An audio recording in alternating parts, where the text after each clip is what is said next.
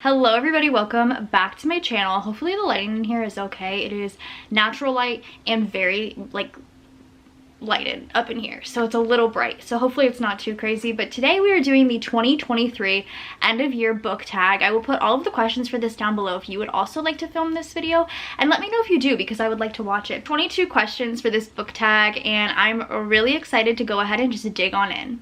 The first question is your most disappointing read of the year, and I have got to be completely honest with you. The Housemaid's Secret by Frida McFadden. I read The Housemaid at the beginning of this year and gave it 5 stars, and I was obsessed with it. So I read this closer to the end of the year, and I read it because the 3rd book was released, and I was really anticipating that because I had loved the 1st book so much. This one really didn't do it for me. This was incredibly disappointing. I believe I talked about this more in my either October or November, I think November reading wrap up. This was just not as great as the first, and the first one was just so thrilling and exciting, and this one almost felt like a slog reading through. Definitely a disappointment for sure. The next question is the Underdog book of the year for you, and for me that is You're Not Supposed to Die Tonight by Kailyn Bayron. This is a YA horror thriller book, and it came out over the summer, and I was so hyped for this book. I read it, I gave it 5 stars. I absolutely loved it. It's a very short, quick YA horror read, but I think it's the reason that I really have been enjoying YA horror so much. To be fair, I have only read 2 so far, but I've loved both of them.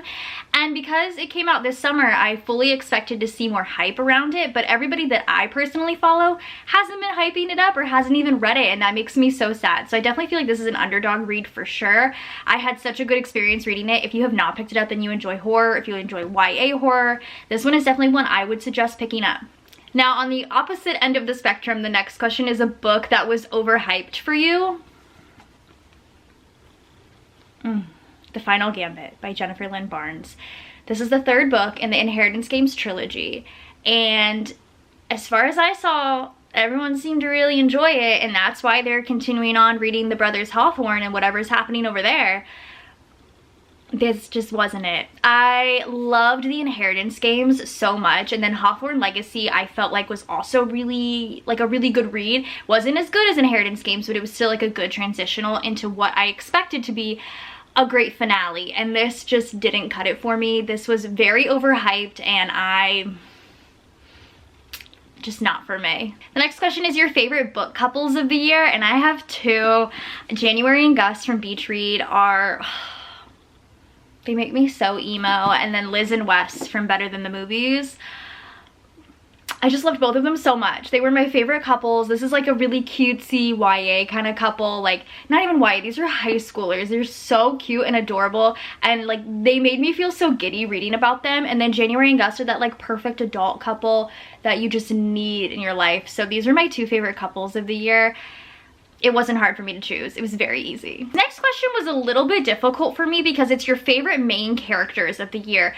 And a lot of books that I really enjoy, the main characters are just kind of lacking for me in one way or another. Not like they're just terrible main characters, but they're just like not something that would make them a favorite for me. So as I was going through and looking at everything that I had read this year, I finally decided on Evelyn Hugo from The 7 Husbands of Evelyn Hugo.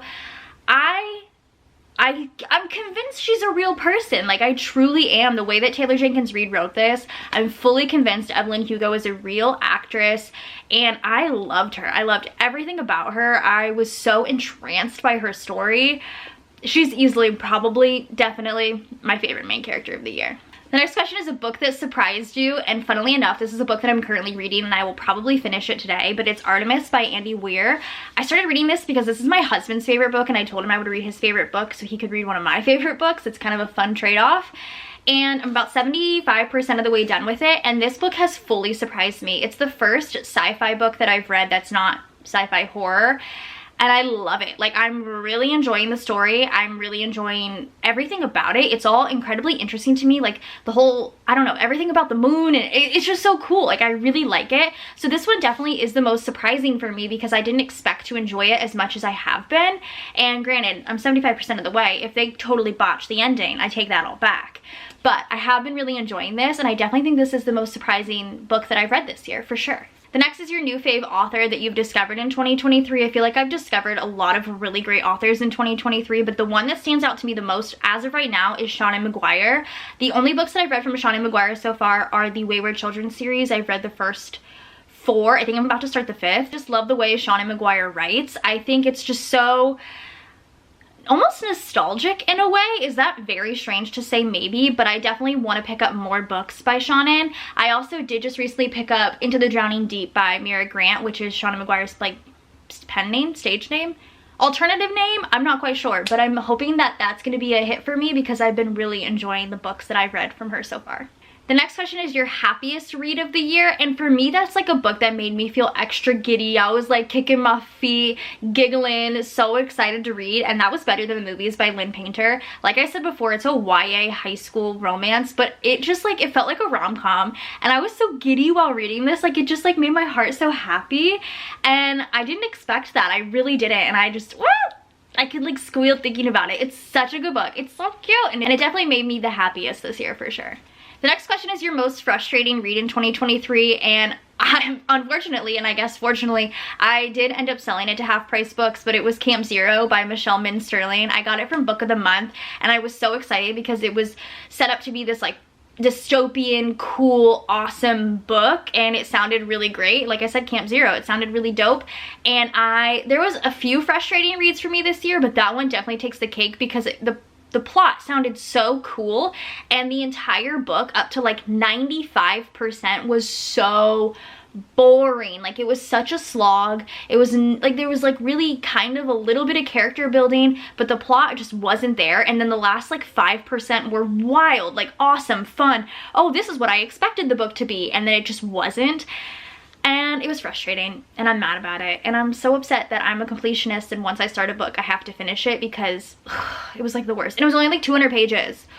It was the worst. Next one is the best adaptation of the year. To be honest, I haven't seen or haven't really watched a lot of like book to show, book to movie adaptions. I did watch the first episode of Daisy Jones and the Six by Taylor Jenkins Reid, but I watched the first episode, and as far as the first episode, it seems like a really good adaptation of it, and it seemed like they were following it to a T. So Daisy Jones, maybe? The longest book you've read this year, that for sure for me was A Court of Silver Flames by Sarah J Maas. This book is, let me tell you, because it was pretty long, 757 pages.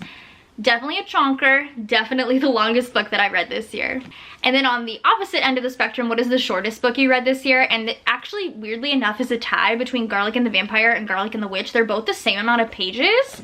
This is a graphic novel. I think they're both like 149, 150 pages each. Like they're short, yeah, 149 pages each. They're so short, but these are super cute. Like I said, they're graphic novels. My kiddo really liked them. I think they're really cute, especially for like the Halloween spooky season, but they're very short, which is nice. Next question is your favorite covers of the year. I actually have 2. The first is Beneath the Sugar Sky by Seanan McGuire. Oh, the colors, the pastels, the door in the clouds. This is so beautiful. I love this one. And the other one is Dead 11 by Jimmy Giuliano, just for the nostalgic VHS factor of this. Very cool. I loved both of these covers. Like these are both my favorite covers that I've read this year for sure. Next is a book you haven't stopped thinking about, and maybe it's because I've read this recently, but like I don't think I've stopped thinking about it since, and it's Dead Silence by S.A. Barnes. Sci-fi horror. I haven't stopped thinking about this book. Like I think this might be my Roman Empire. I think about this almost daily. Yeah, I really do. The cringiest book you've read this year? Babe. Priest by Sierra Simone. This is actually one that was really hyped up, and I thought I would really enjoy it. It's a lot. It's very a lot. It's a lot. For me, it was a lot. It's so, I like a visceral reaction. An unpopular book that you loved. Everybody that I saw that read this really didn't like it as much as I did, and it's My Roommate is a Vampire by Jenna Levine. I thought it was super cute, and I really enjoyed it at the time, and a lot of people that I have seen read it are like, it's okay, like the MMC is not that great, and I'm like, but I liked it. So I liked this one a lot. My Roommate is a Vampire. The next is, what was the highest and lowest rated books on Goodreads that you read this year, and do you agree? The highest rated book on Goodreads that I read this year was A Court of Silver Flames. This had a 4.46, and I totally agree. This book is amazing. If it wasn't so freaking long, which, like, I get why it was so freaking long, I feel like I would have rated it a little bit higher, but I did definitely slog through this one. But I love the story. I completely did a 180 on Nesta, and I like where this series is going. Like, I'm excited to see what happens next. And I say this every time, but Sarah J Maas's pacing, like, yes, this book is over 700 pages. Her pacing is so good. Like, you are going through stuff quick, and I love it. So this definitely, I think, deserves the highest rating. And then, funnily enough, the lowest rated was Camp Zero by Michelle Minsterling. It had a 3.22. Do I agree? No, I think it should be a 1 to 2 star.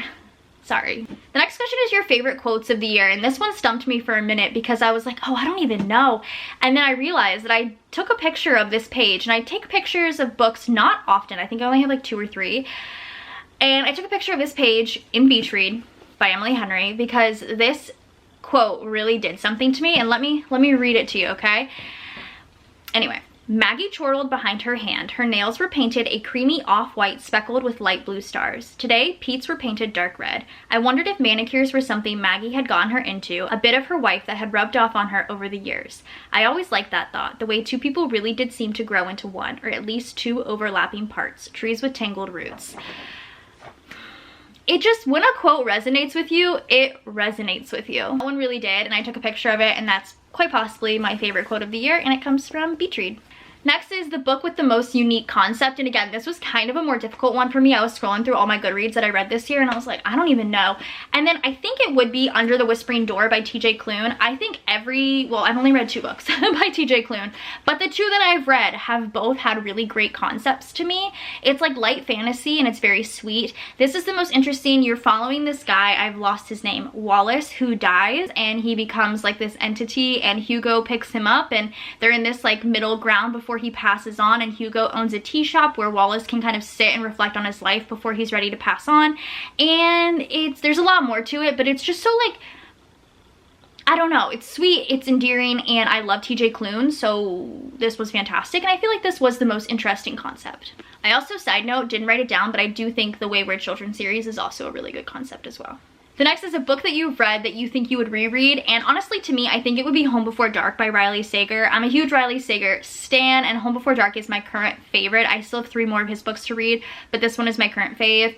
I do think I would reread it. I had such a good time reading it initially, and I think in a couple years, once I've kind of forgotten all the like bits and pieces, I'd reread it again because I really enjoyed it. Next is your reading goal reflection, and then your 2024 reading goal. So my reading goal for 2023 was 50 books, which I felt like was going to be kind of difficult for me because I only read 44 last year, and I'm already at like 65, which is really great for me.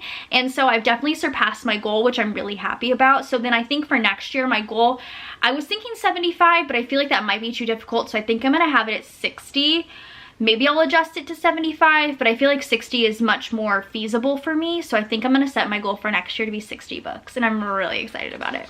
And then finally, the last question is, after 2023 reading, what are you prioritizing in 2024 reading wise? And for me, that's gonna be finishing a lot of the series that I've started. I'm currently in the middle of so many. I'm in the middle of the Wayward Children series. I have Bookshops and Bone Dust, which is like the prequel to Legends and Lattes. I guess that's not technically a series, but I have it there. I'm in the middle of the Caraval series, and I'm currently in the middle of the Throne of Glass series. So I would love to be able to kind of complete some of the series that I'm in the middle of and potentially only be in the middle of one at a time. Is that gonna happen? No. And then I also want to prioritize reading more horror books. I have found that this year that I have really been loving horror books, and I really enjoy them, like a lot. So I really want to prioritize reading more of those because I've been having a great time reading them, and I found that I rate them like 4 stars and above pretty much all of the time. All right, everybody, I know this video went really quick, but that was the 2023 book tag. I hope you guys enjoyed. Definitely let me know if you agree with any of the choices that I've made, or if you disagree. I really am interested to see, so I hope you guys enjoyed. Go ahead and subscribe to my channel if you're not already, and I'll see you guys in my next one. Bye, guys.